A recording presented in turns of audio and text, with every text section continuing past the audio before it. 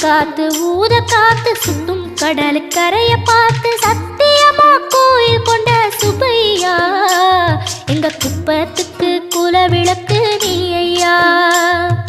திருச்செந்தூர் ஆண்டவனே வேல் முருகா தினம் உனக்கு நன்றி சொல்வோம் மால் மருகா. திருவடியில் தவம் இருப்போம் திருமுருகா தீர்ப்பெழுது நலமெனவே வடிவ